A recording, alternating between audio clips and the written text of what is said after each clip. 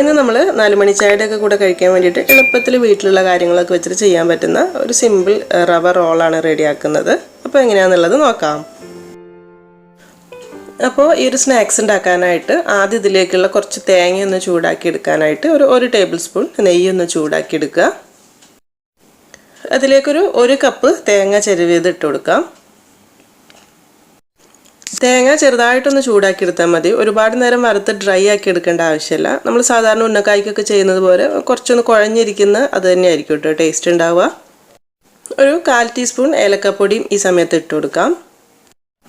പിന്നെ മധുരത്തിന് വേണ്ടിയിട്ട് ഒരു 4-5 ടേബിൾ സ്പൂൺ മധുരം നോക്കിയിട്ട് ഇട്ട് കൊടുത്താൽ മതി. അതുകൂടെ ചേർത്തിട്ട് ഒന്നങ്ങ് മിക്സ് ആക്കി എടുക്കുക. രണ്ടും കൂടെ നന്നായിട്ട് മിക്സായി ചൂടായി കഴിഞ്ഞാൽ നമ്മുടെ തേങ്ങയുടെ ഫില്ലിങ് റെഡി ആയിട്ടുണ്ട്. ഇതൊരു സൈഡിലേക്ക് മാറ്റി വെക്കാം. ഇനി ഒരു പാൻ ചൂടാക്കിയിട്ട് അതിലേക്കൊരു 2 കപ്പ് വെള്ളം ഒഴിച്ചു കൊടുക്കുക. 2 കപ്പ് എന്ന് പറയുമ്പോൾ നമ്മൾ 1 കപ്പ് റവ എടുത്തിട്ടാണ് ചെയ്യുന്നത്. അപ്പോൾ ഒരു 2 കപ്പ് അളവിലാണ് വെള്ളം ഒഴിച്ചു കൊടുക്കുന്നത്. അതിലേക്കൊരു 1-2 ഏലക്കായ ഒന്ന് ചതച്ചിട്ട് കൊടുക്കുക. എന്നിട്ട് വെള്ളം തിളച്ച് വരുന്ന സമയത്ത് ഇതിലേക്കൊരു 1/2 കപ്പ് പഞ്ചസാര കൂടെ ഇട്ട് കൊടുക്കുന്നുണ്ട്. ഇതിൻ്റെ കൂടെ തന്നെ ഒരു നുള്ളു ഉപ്പ് കൂടെ ചേർത്ത് കൊടുക്കുക കേട്ടോ. മൊത്തത്തിൽ ഒരു മധുരം ഒന്ന് ബാലൻസ് ആവാൻ വേണ്ടിയിട്ട്. ഇതിലേക്ക് നമ്മൾ 1 കപ്പ് റവ ചേർത്തിട്ടാണ് മിക്സാക്കി എടുക്കുന്നത്. അപ്പോൾ വറുക്കാത്ത റവയാണെന്നുണ്ടെങ്കിൽ ഒന്നങ്ങ് ചൂടാക്കി എടുക്കുക. ഒരുപാട് വറുത്തെടുക്കേണ്ട ആവശ്യമൊന്നുമില്ല. ഇതിപ്പോൾ ഓൾറെഡി വറുത്തിട്ട് പാക്കറ്റിൽ കിട്ടുന്ന റവയാണ് കേട്ടോ. അപ്പോൾ അതുകൊണ്ട് അത് തന്നെയാണ് എടുത്തിട്ടുള്ളത്. എന്നിട്ട് റവ കൂടുതൽ വറവായി കഴിഞ്ഞിട്ടുണ്ടെങ്കിൽ നമ്മൾ ചേർക്കുന്ന വെള്ളത്തിൻ്റെ അളവും കൂട്ടേണ്ടി വരും. അപ്പോൾ ഇനി ഇതിലേക്ക് റവ ഇട്ട് കൊടുക്കുന്ന സമയത്ത് തീ ഒന്ന് കുറച്ച് വെച്ചിട്ട് ഈ 1 കപ്പ് റവ ചേർത്തിട്ട് നന്നായിട്ടൊന്ന് മിക്സാക്കി എടുക്കുക. റവ നന്നായിട്ടൊന്ന് വെന്ത് കിട്ടണം കേട്ടോ. അപ്പോൾ അതുകൊണ്ട് തന്നെ ഒരു ഇത്തിരി സമയം ചെറിയ തീയിലിട്ടിട്ട് നന്നായിട്ടൊന്ന് മിക്സാക്കി കൊടുക്കണം. കുറച്ച് സമയം നമ്മൾ നന്നായിട്ട് ചെറിയ തീയിൽ മിക്സ് ആക്കുമ്പോഴേക്കും വെള്ളമൊക്കെ വറ്റി റവയൊക്കെ വെന്തിട്ട് ഇതുപോലെ നല്ല കട്ടിയായിട്ട് വന്നിട്ടുണ്ടാവും. അപ്പോൾ ഇതുപോലെ നന്നായിട്ട് വെള്ളം വറ്റിക്കഴിഞ്ഞാൽ ഗ്യാസ് ഒന്ന് ഓഫാക്കിയിട്ട് ഒരു സൈഡിലേക്ക് വെക്കുക. എന്നിട്ടിത് ചൂടോടുകൂടി തന്നെ നമുക്ക് കുഴച്ചെടുക്കാം. ആ സമയത്ത് വേണമെങ്കിൽ ആ ഏലക്കായുടെ ഇതൊക്കെ ഉണ്ടെങ്കിൽ ഒന്ന് മാറ്റി കളയാം കേട്ടോ. കൈ ഉപയോഗിച്ചിട്ട് തന്നെ ചപ്പാത്തിക്ക് കുഴയ്ക്കുന്ന പോലെ നന്നായിട്ടൊന്ന് കുഴച്ചെടുക്കണം. അപ്പോൾ എളുപ്പത്തിന് വേണമെങ്കിൽ തുടക്കത്തിൽ ഗ്ലാസ് കൊണ്ടൊന്ന് അങ്ങനെ കുഴച്ചെടുക്കുകയാണെങ്കിൽ ഇതുപോലെ നല്ല സോഫ്റ്റായിട്ട് കുഴച്ചെടുക്കാനായിട്ട് പറ്റും. ഇനി ഇതുപോലെ ചെറിയ ചെറിയ ബോൾ എടുത്തിട്ട് കയ്യിൽ വെച്ചിട്ട് നന്നായിട്ടൊന്ന് പരത്തിയെടുക്കുക. അപ്പോൾ കയ്യിൽ ഇത്തിരി എണ്ണ തടവി കൊടുക്കുകയാണെങ്കിൽ കുറച്ചുകൂടി നന്നായിരിക്കും കേട്ടോ. ഒന്ന് ഉരുട്ടിയെടുക്കാനൊക്കെ എളുപ്പമുണ്ടാവും. എന്നിട്ട് നന്നായിട്ടൊന്ന് പരത്തി കൊടുക്കുക. ഇതിൻ്റെ ഉള്ളിലേക്ക് നമുക്ക് ആ തേങ്ങാക്കൂട്ട് വെച്ച് കൊടുക്കാനാണ്. അപ്പോൾ പാകത്തിന് സുഖമായിട്ട് പരത്താനായിട്ട് പറ്റും കേട്ടത്. ഇതുപോലെ തന്നെ ഒരു ടേബിൾ സ്പൂണിൻ്റെ അടുത്ത് തേങ്ങയുടെ കൂട്ട് വെച്ച് കൊടുക്കുക. എന്നിട്ടിത് മൊത്തത്തിൽ ഇതുപോലെ ഒന്ന് ഒട്ടിച്ച് നന്നായിട്ടൊന്ന് ഉരുട്ടിയെടുക്കുക.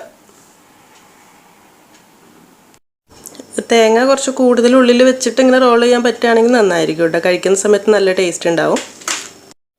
ഇങ്ങനെ തന്നെ മതിയെന്നുണ്ടെങ്കിൽ ഇതുപോലെ തന്നെ നമുക്ക് ഫ്രൈ ചെയ്ത് റെഡിയാക്കാം. ഞാനിപ്പോൾ കുറച്ചുകൂടി ഒന്ന് ഉരുട്ടി നീട്ടി എടുക്കുന്നുണ്ട് കേട്ടോ. നമ്മൾ ഉന്നക്കായ്ക്കൊക്കെ ചെയ്യുന്ന പോലെ കയ്യിലിട്ടിട്ട് ഒന്നുകൂടി ഷേപ്പാക്കി എടുക്കുന്നുണ്ട്. ഇതുപോലെ ഇങ്ങനെ ആക്കിയെടുത്താൽ മതി.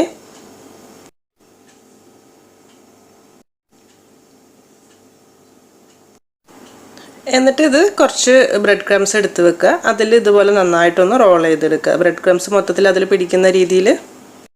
അപ്പോൾ ബാക്കിയുള്ളതെല്ലാം തന്നെ നമുക്കിതുപോലെ തന്നെ ചെയ്തെടുക്കാം. പിന്നെ ഇത് 2 രീതിയിൽ ചെയ്യാം കേട്ടോ. ഒന്ന് ഇതുപോലെ പ്ലെയിൻ ആയിട്ട് ബ്രെഡ് ക്രംസിൽ ഇതുപോലെ മുക്കിയിട്ട് ഫ്രൈ ചെയ്യാം. രണ്ടാമത്തെ നമ്മൾ കട്ട്ലറ്റൊക്കെ ചെയ്യുന്ന പോലെ മുട്ടയിലൊന്ന് മുക്കിയിട്ട് ചെയ്യുകയാണെങ്കിൽ കുറച്ചുകൂടെ നന്നായിരിക്കും കേട്ടോ. അപ്പോൾ മുട്ട പറ്റാത്തവർക്ക് അതുപോലെ ചെയ്യാം. മുട്ട പറ്റുന്നുണ്ടെങ്കിൽ നമ്മൾ കട്ട്ലറ്റൊക്കെ ചെയ്യുന്ന പോലെ തന്നെ ഒരു മുട്ട പൊട്ടിച്ച് ഇതുപോലെ എടുത്തതിന് ശേഷം ഇതിലൊന്ന് മുക്കിയിട്ട് ബ്രെഡ് ക്രംസിൽ മൊത്തത്തിൽ കോട്ട് ചെയ്തിട്ട് ഫ്രൈ ചെയ്യുകയാണെങ്കിൽ കുറച്ചുകൂടെ നന്നായിട്ട് തോന്നുന്നുണ്ട്. നല്ലൊരു ബ്രെഡ് റോളൊക്കെ കഴിക്കുന്ന ഒരു ടേസ്റ്റ് കിട്ടും. ഈ ഒരു റെസിപ്പി ഞാനൊരു ടിക്ടോക്ക് വീഡിയോയിൽ കണ്ടിട്ട് ട്രൈ ചെയ്ത് നോക്കിയതാണ് കേട്ടോ. അപ്പോൾ അതിൽ ചെയ്യുന്ന സമയത്ത് പ്ലെയിനായിട്ട് ബ്രെഡ് ക്രംസിൽ ഇങ്ങനെ മുക്കിയിട്ടായിരുന്നു. പക്ഷേ രണ്ടും കുഴപ്പമില്ല.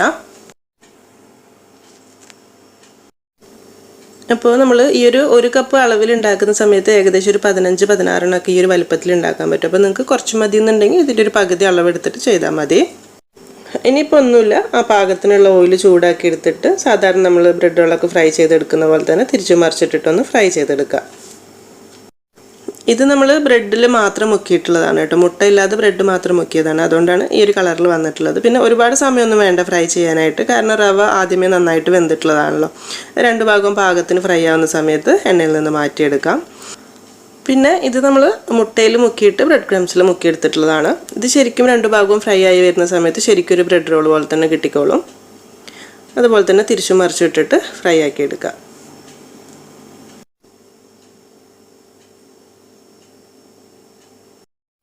അപ്പോൾ ഇതൊരു ചെറിയ ചൂടോടുകൂടി തന്നെ ചായയുടെ കൂടെയൊക്കെ കഴിക്കാം. തണുത്ത് കഴിഞ്ഞാൽ അത്രയ്ക്ക് പോരാട്ടോ, കാരണം റവ ഉള്ളതുകൊണ്ട് ഒരു ഉപ്പുമാവ് ടേസ്റ്റൊക്കെ വരും. ചിലപ്പോൾ കുട്ടികൾക്കൊക്കെ എന്തായാലും ഇഷ്ടപ്പെടും, കാരണം നല്ല സ്വീറ്റ് റെസിപ്പി തന്നെയാണ്.